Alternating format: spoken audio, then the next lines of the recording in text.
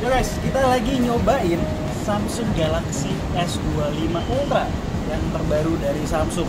Nah, ini baru rilis tadi malam dan kita mau cek apa yang baru. Anyway, ini direkam langsung dari Samsung Galaxy S25 Ultra. Ini salah satu fitur yang paling bikin gue penasaran itu adalah betul. Ini ada background noise. Kita coba turunin nih. Set, supaya suara gue naik lagi. Set. Nah, jadi kan suara gue terisolate dengan baik. Ini cuman satu dari beberapa fitur baru di S25 Ultra. Sisanya gimana? Kita lihat bareng-bareng. Let's go!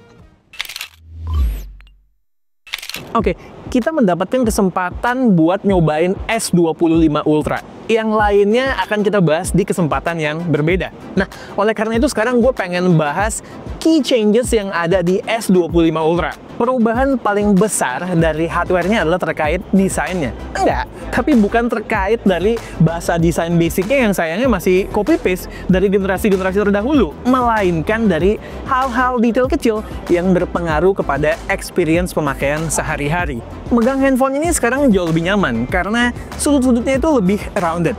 Kemudian walaupun handphonenya ini boxy, berasa dipakai sehari-harinya itu masih nyaman, ditambah apalagi beratnya sekarang cuma 200 gram. Jadi walaupun sebenarnya ini adalah varian Ultra, tapi di tangan dipakainya tuh nggak berasa gede-gede banget. Untuk proteksinya sekarang menggunakan Corning Gorilla Armor 2. Kalau framenya masih sama, titanium.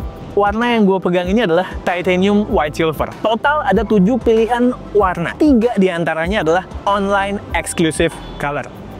Nah, sebenarnya perubahan hardware yang lainnya nggak banyak berbeda. Basically masih mirip banget ya sama versi sebelumnya. Yang beda itu sekarang ada di SoC, sekarang pakai Snapdragon 8 Elite 4 Galaxy. Terus juga secara vapor chamber, penampangnya atau area coolingnya itu naik 40%. Terus kamera ultrawide jadi 50 megapiksel. Yaitu yang upgrade-nya signifikan ya. That's it. Yang lainnya bisa kalian cek di deskripsi soal spek. Nah, nggak lupa ada satu yang sifatnya downgrade. Itu adalah S Pen-nya. S Pen-nya udah tidak lagi terkoneksi dengan Bluetooth. Jadi nggak bisa tuh buat remote shutter kamera misalnya. Jadi perubahan secara hardware itu aja ya. Memang nggak terlalu banyak. Men, kalau mau disimplify, ini adalah S24 Ultra yang jauh lebih nyaman di tangan. Ya harus nyobain langsung ke Samsung Store, baru berasa. Salah satu peningkatan kameranya ada di perekaman video di kondisi low light. Ini gue cobain buat ngerekam di 4K 60 fps. Sedangkan ini gue coba di 4K 30 fps dalam sikon yang sama. Cobain ultra wide-nya. Switch langsung. Iya. Bop. Ultra wide-nya gimana? Kalau seinget gue tuh DS24 Ultra wide video kurang. Harusnya ini better. Dari viewfinder ini gue perhatikan sekilas kelihatan lebih baik kok, terutama ketajaman dan warnanya. Kita ke 3X, 5X, balik ke 3X. Coba kita ke 10X. Kita mau lihat detail dari ini S25 yang vanilla yang biasa ya. 5X, 3X, 1X, ultra wide. Itu berdepan. Oh ya, by the way, ini karena eventnya tuh udah keburu malam ya, gue belum sempet jepret banyak nyobainnya nih, jadi udah kondisi udah gelap, kalau nggak ya indoor lighting. Berikut foto-foto yang udah gue sempet ambil. By the way, ini belum ada foto daylight.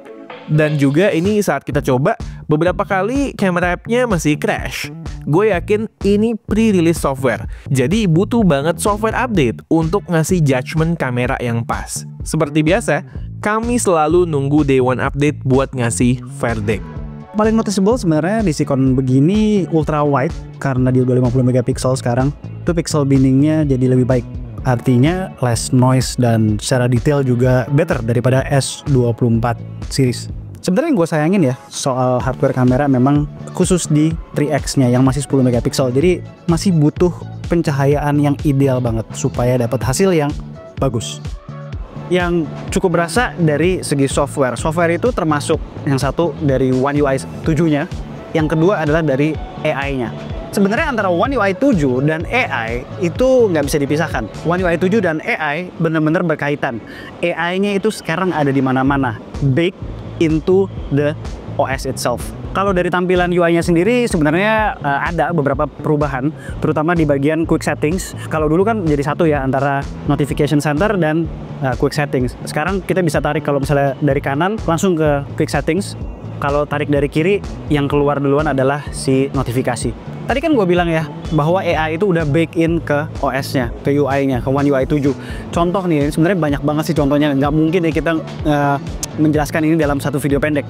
Contoh nih, misalnya di galeri, kita mau cari sebuah foto jam. Jadi kita cukup ke galeri, terus kita klik search di atas. Itu di bawah tuh kayak ada satu search bar, dimana kita bisa ngomong, bisa tulis juga. Cuman kita ngomong misalnya begini, a picture of a watch. Keluar, yang keluar adalah foto dari jam. Terus, let's say misalnya di setting, terus kita search, misalnya navigation settings. Keluar segala setting yang berhubungan dengan navigasi kita di settings. Atau make a font look bigger. Keluar berbagai settingan yang bisa bikin ya berhubungan dengan font di UI. Lagi-lagi ya banyak banget sebenarnya fitur AI yang berhubungan dengan UI seperti now brief, now bar. Sebenarnya banyak fitur AI di S25 series yang baru bisa dirasakan manfaatnya secara maksimal setelah dia pelajari penggunaan keseharian kita. Nah, nanti pas lo review, jadiin daily driver dulu men, biar pol datanya. Nah, fitur AI lainnya men, sebenarnya sih lebih ke Gemini aja yang integrasinya lebih seamless, nggak berasa kayak aplikasi terpisah. Contoh nih, misalnya ada satu video, gue suka nonton Y-Files. Y-Files itu sekitar setengah jam lebih setiap kali videonya. Terus gue nggak punya waktu untuk nonton. Gue pengen tahu at least rangkumannya dulu deh, apa nih video tentang apa. Itu bisa loh diproses dengan AI, dia kasih ke kita summary-nya. Jadi kalau nanti gue punya waktu ya gue tinggal nonton full versionnya. Terus kayak misalnya kita lagi buka kulkas, ada bahan makanan apa, kita bisa tanya, kita bisa bikin apa gitu loh dengan bahan-bahan tersebut. Nanti keluar secara resepnya segala macam. Terakhir mungkin soal AI, lebih ke generatif editnya, portrait studionya sekarang sudah lebih baik. Terus misalnya kita moto dengan motion photos on, misalnya kita lagi kedip gitu ya, kita bisa pilih, ada pilihan yang baru namanya sekarang Death Face. Jadi kita bisa bikin melek tuh mata yang tadinya lagi merem. Sebagai catatan ya, ada beberapa fitur AI yang terutama yang cross apps itu belum support bahasa Indonesia. Masih coming soon bahasa Indonesianya. Oh iya, yang seru juga nih, di S25 series, fitur Samsung Pay hadir buat transaksi di Indonesia. Jadi kemana-mana cukup modal handphone aja, bayarnya cashless. Untuk fiturnya sendiri, coming soon. Terakhir, harganya untuk S25 series adalah sebagai berikut. Saran kita, beli pas PO aja biar dapat free upgrade storage. Ya kira-kira gitu lah ya, apa yang kita bisa coba dalam waktu yang singkat ini. Tentunya buat experience yang lebih lengkap, semua fitur, semua review dari sisi hardware, foto, kamera, AI features segala macam yang lengkap, nanti di full reviewnya. Tungguin aja only at K2G. Alright, sekian aja video dari kami berdua kali ini. Gua Alesa, Gue Satish, and this is K2G. tunggu racun-racun kami berikutnya. Bye guys.